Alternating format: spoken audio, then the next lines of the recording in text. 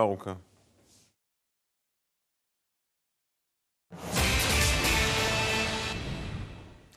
ערב טוב לכם. תל אביב, כמו שאתם יודעים, היא עיר של ספורט. לא מזמן היה מרתון תל אביב, בסוף הקיץ מצפה לנו מרוץ נייקי. אבל מה שרבים לא יודעים הוא שישנו ענף לא כל כך פופולרי, שמתקיים כספורט חובבני, שתופס תאוצה בעיר הזו. אם לא הבנתם, אני מדבר על סקווש. לקחנו דוגמה כדי להבין את עומק התופעה, ויצאנו לשאול את אחד השחקנים מה כל כך מושך בענף הזה. מתברר שהכל התחיל בדירה שכורה במרכז תל אביב, בחוף גורדון 46. בקומה הראשונה חיים להם אחיק ורעות, שידועה בכינויה תותי, אבל בינינו, מה זה סקווש?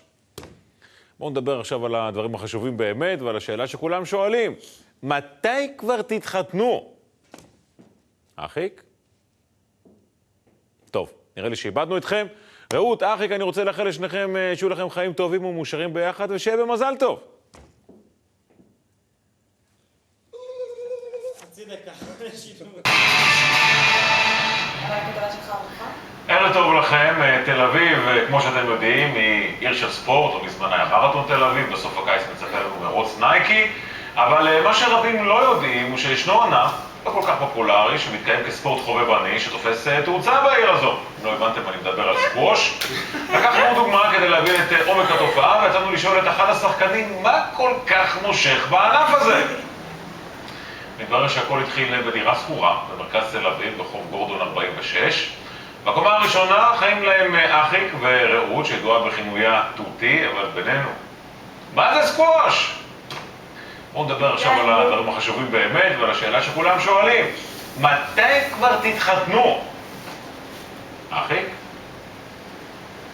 טוב, נראה לי שאיבדנו אתכם. רעות, אחיק, אני רוצה לאחל לשניכם שיהיו לכם חיים טובים ומאושרים ביחד, ושיהיה במזל טוב. לענות, להגיד משהו? חצי דקה.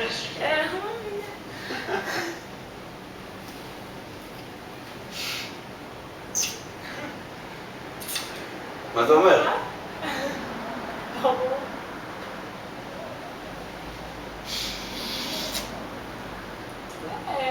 מה?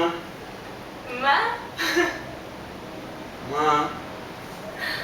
ב-2017. התקצר קצת.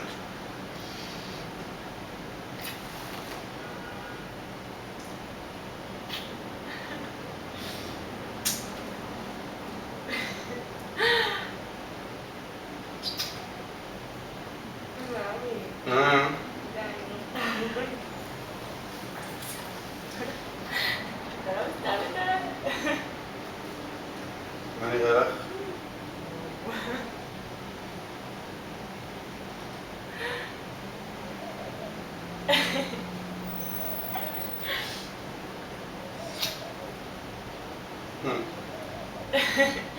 צפת, כזה צפת. דבר אחרון, מה? תגידי שם למצלמה, די, היא צילמה אותך, ותלכי להראות להם את הטבעת. רגע, מה אתה רשום לי את זה? דבר אחרון באמת, שוב. אתה לא קורא בערך?